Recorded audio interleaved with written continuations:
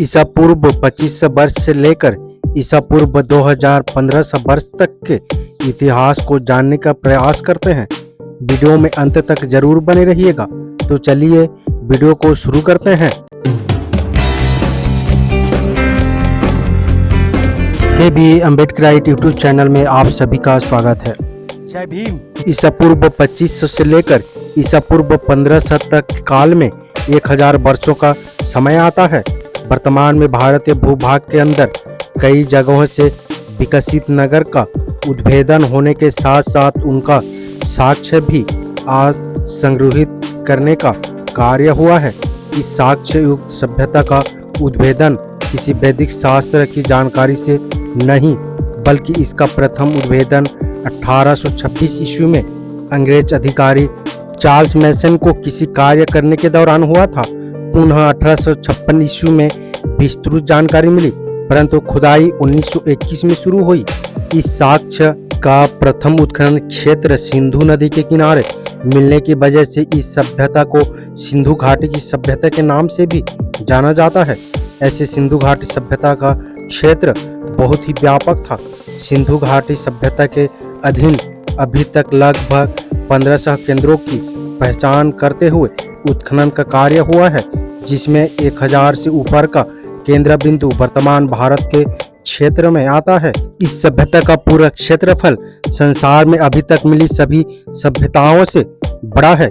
इसके क्षेत्र पुराने पंजाब से लेकर बलूचिस्तान तक, फिर आज के पंजाब, हरियाणा, राजस्थान, गुजरात और उत्तर प्रदेश तक फैला हुआ था, जिसमें जम्मू कश्मीर का माड़ा और पंजाब में रोपड़, बड़ा संघोल और हरियाणा का राखीगढ़ी, भीरधाना, बनावली, कुणाल, मिथाथल और राजस्थान का कालीबंगा, त्रकनवाला और गुजरात का लोथर, सुरकोदत्ता, रंगपुर, राजदी, मालवाड़, देसलपुर, धेलावीरा, प्रभासपटना, भगतराव के साथ साथ उत्तर प्रदेश में आलमगीरपुर, बड़ा गांव, अम्बाखेड़ी, हुलास से काफी विकसित और नगरीय सभ्यता का साक्ष्य मिला है। इन नगरीय साक्ष्यों में व्यवस्थित ढंग से साधारण मकानों का निर्माण देखने को मिलता है, लेकिन अधिकांश मकानों की बनावट कच्चे पक्के ईंटों की मिली है। गलियों का निर्माण भी पक्की ईंटों का मिलता है, यानी कि शहरों का निर्माण बिल्कुल ही कुशल कारीगर द्वारा योजनाबद्ध तरीके से किया गया होगा, जो काफी उन्नत सभ्यता संस्कृति की ओर इशारा करता है। उस सभ्यता की अपनी लिपि थी जिसका काफी साक्ष्य मिला है, लेकिन उस लिखावट को व्यवस्थित रूप से पूर्ण रूपेण पढ़ने की सभी प्रयास अभी तक असफल रहे। इसलिए सिंधु सभ्यता का इतिहास आद्य इतिहास प्रोटो हिस्ट्री में आता है।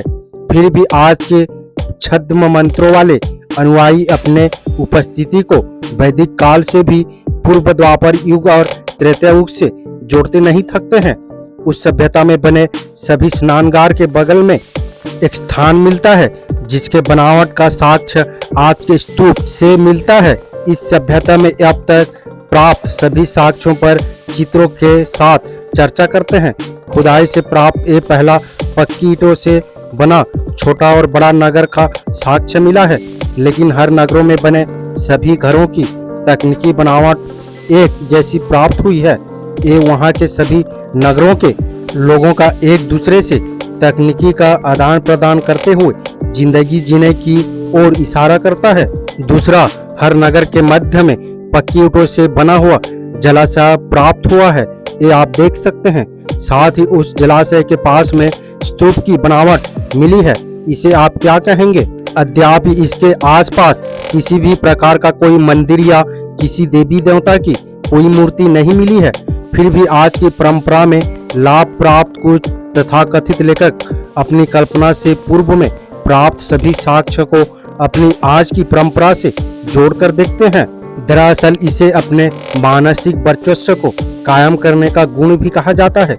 बहुत कम ऐसे लेखक मिलेंगे जो निर्विकार रूप में रहते हुए प्राप्त साक्ष्यों की विवेचना करते हुए। इनमें से भारत की अधिकांश लेखक अपने आज के माहौल से प्राप्त सोच के अनुसार ही उत्खनन द्वारा प्राप्त साक्ष्य का चित्रण और विवेचना करते हैं। मिट्टी के शिल्प पर बने साधना रथ पुरुष की 2 तस्वीर मिली है। साधना भारत की पुरानी परंपरा है, ये सही बात है, लेकिन किसी निराकार साधनारत व्यक्ति के तस्वीर को आज के जटाधारी, सर्पधारी, त्रिशूलधारी, डमरूधारी, बागछालधारी, चंद्रधारी शिव से तुलना करना कहाँ की बुद्धिमानी है। भाई, साधना तो निराकार यथाभूत साधना भी होती है, जिसके माध्यम से पूर्व काल में भी सभी सम्यक बुद्धि प्राप्त लोग विपश्यना में लीन होकर साधनारत होते थे। चित्र में दी गई दोनों तस्वीर को आप भी देख सकते हैं। इस साधनारत पुरुष को आज के प्राप्त शिवाजी के चित्रों से कैसे और किस आधार पर आज के लेखक जोड़ते हुए तारतम्य में बैठाने पर लगे हुए हैं। आइए देखें। आज के शिवाजी के माथे पर जटा पाई जाती है, लेकिन इस साधनारत पुरुष के माथे पर कोई जटा नहीं है। आज के शिवाजी के ललाट पर चंद्रमा पाई जाती है, लेकिन साधनारत व्यक्ति का ललाट बिल्कुल साफ है। आज के शिवाजी के हाथ में डमरू हमेशा रहता है, लेकिन इस साधनारत पुरुष के हाथ में कोई वाद्य यंत्र नहीं है। आज के शिवाजी के ललाट पर तीसरा नेत्र होता है, जिसकी वजह से इन्हें त्रिलोकीनाथ भी कहते हैं। लेकिन साधनारत पुरुष एक साधारण मानव के समान है। हाँ, साधनारत मूर्ति के ललाट पर एक गोल बिंदी बनी है और वही बिंदी सभी सम्यक बुद्ध के ललाट पर भी मिलती है। आज के शिवाजी के हाथ में या पास में एक हथियार के रूप में भी त्रिशूल जरूर रहता है, लेकिन ये साधनारत पुरुष बिल्कुल ही हथियार विहीन होकर साधना में रत है। आज के शिवाजी हमेशा अपने कमर में बाघ की छाल धारण किए हुए रहते हैं, लेकिन एक साधनारत पुरुष साधारण लिबास में दिख रहे हैं। आज के शिवाजी के पास एक नंदी बैल मात्र होता है, लेकिन इस साधनारत पुरुष के इर्द गिर्द भिन्न भिन्न प्रकार के जानवरों का दिखाया गया है। आज के शिवाजी के गले में सर्प की माला होती है, लेकिन ये साधनारत पुरुष सर्प विहीन है। आज के शिवाजी को कई चित्रों में 4, 6 या 8 हाथों के साथ दिखाया जाता है, लेकिन ये साधनारत पुरुष सामान्य मनुष्य के शारीरिक बनावट वाली मुद्रा में है। इसको क्या कहेंगे आप? शिलों पर प्राप्त चित्रों को गौर से देखें। इसमें उस काल में भी साधनारत पुरुष का प्रकृति प्रेम स्पष्ट रूप से दिखता है। प्राप्त चित्रों में मनुष्य जानवरों के सिंह को अपनी शोभा हेतु सिर पर धारण किए हुए हैं। दूसरा तस्वीर में उनके आसपास उस जमाने में शेर, हाथी, गेंडा, बैल, भैंस, खरगोश, हिरण साथ साथ खेलते हुए या निर्भीक विचरण करते हुए मनुष्य के रहने का कैसा सुंदर वातावरण दर्शाता है, ये कोई भी देखकर स्पष्ट रूप से बता सकता है। लेकिन आज के भारतीय तथाकथित जाति और वर्ण आधारित सामाजिक वातावरण में जानवर को तो छोड़ दें, मनुष्य ही अपने आसपास के रहने वाले मनुष्यों को तुच्छ मानते हुए धुतकारने में लगा रहता है। इस चित्र में जो तस्वीर दी गई है, ये स्पष्ट रूप से प्राचीन और आज की बौद्धिक संस्कृति के पहनावे से मिलती हुई तस्वीर है। इस तस्वीर के ललाट पर आकर्षक बिंदी युक्त पट्टीनुमा मुकुट देखने को मिलता है। इसी प्रकार की ललाट पर बिंदी भगवान बुद्ध के ललाट पर देखी जा सकती है। इससे स्पष्ट होता है कि ये उस समय के सम्राट या उस समय के कोई प्रमुख मार्गदाता होंगे। इस नगरीय सभ्यता में निर्मित मकानों के साक्ष्य में एक विशिष्ट आकार मकान मिलता है। इससे साफ पता चलता है कि हर नगर में एक प्रधान व्यक्ति होता होगा जो सभी का मार्गदर्शन करता होगा, लेकिन उस मार्गदर्शन करने वाले व्यक्ति का कपड़ा पहनावे का सलीका आज किस प्रकार के लोगों की वेशभूषा से मेल खाता है, ये कोई भी देखकर एक नज़र में बता सकता है। लेकिन आज के तथाकथित लेखक इस वेशभूषा पर चुप हो जाते हैं। इस काल के बाद में हुए मार्गदाता गौतम बुद्ध की जितनी भी मूर्ति मिलती है, उसमें पहने हुए वस्त्र चित्र में आप देख सकते हैं पहनावे से पूर्णतः मेल खाती है। चित्र में जो स्तूप की तस्वीर मिली है, ये भारत में गुप्त और मौर्य काल में निर्मित स्तूप की बनावट से हूबहू मेल खाती है, यानी कि इस संस्कृति में भी स्तूप की परंपरा थी। आज के सभी पाठकगण जानते हैं कि स्तूप परंपरा की कोई भी मान्यता वैदिक या आज की ब्राह्मणी परंपरा में नहीं है। अभी जो भी साक्ष्य आप लोग ने देखे, ये वो सभी भारत के बौद्धिक परिवेश का मुख्य परिधान और बनावट का अंग रहा है। ईसा पूर्व काल के भाग में बहुत बड़ी मात्रा में सील मोहरों मिली है, जिस पर उद्धत लिपि को देखकर आज कोई भी कह सकता है कि ये वैदिक लिपि नहीं है। ये अलग बात है कि इस लिपि को आज तक पढ़ा नहीं गया है। इसे चित्र में आप देख सकते हैं। साथ ही प्राप्त मोहरों पर जो छवि बनी है ये आज की वैदिक ब्राह्मणी परंपरा से बिल्कुल मेल नहीं खाती है। ये विशुद्ध रूप से प्रकृति और जानवरों से जुड़ी हुई है। चित्र में एक स्त्री का मूर्ति मिली है, जिसके पेट में अंकुरित पत्ते के साथ एक पौधे को दिखाया गया है।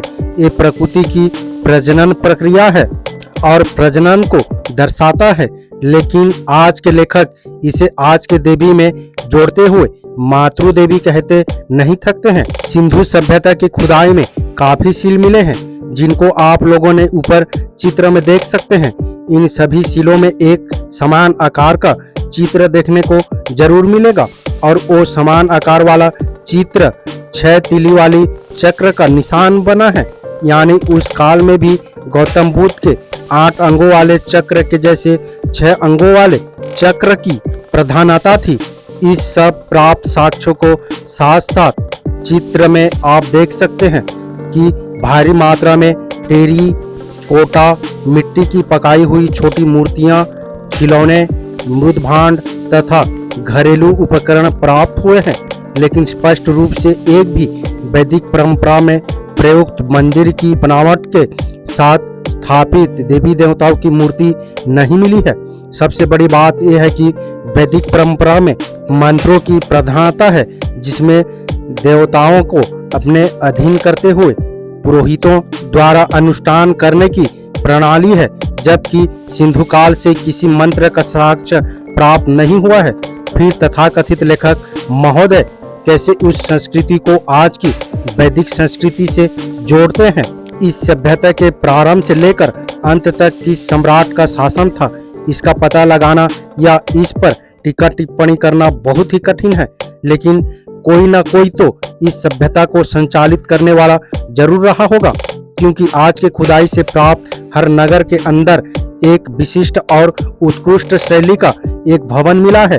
अर्थात प्रत्येक नगर के अंदर एक शासक का होना निश्चित माना जाता है, लेकिन आज तक उन शासकों के नामों की जानकारी कोई भी लेखक महोदय नहीं दे पाए हैं। उम्मीद करता हूँ वीडियो को समझ गए होंगे। अगर समझ गए हैं तो अपने परिवारजनों को, दोस्तों को, मूल्य राशि, SC, ST, OBC, Bahujan Samaj को शेयर जरूर करें, ताकि उन्हें भी पता चल सके, जानकारी हो सके। मेरा आप सभी बहुजन समाज मूल्य राशि अम्बेडकरवादियों से अपील है, हम अपने समाज को जागरूक करने के लिए बहुत मेहनत करते हैं और अम्बेडकर विचारधारा वाले वीडियो को लाते रहते हैं।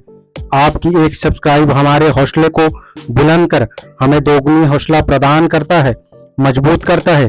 इसलिए आप सभी से गुजारिश है कि हमारे चैनल को सब्सक्राइब करके हमें सपोर्ट जरूर करें, ताकि हम अगले नए वीडियो डालें तो आप तक नोटिफिकेशन जा सके और कुछ महत्वपूर्ण जानकारी मिल सके। धन्यवाद। जय भीम, जय संविधान, जय मूल्य राशि।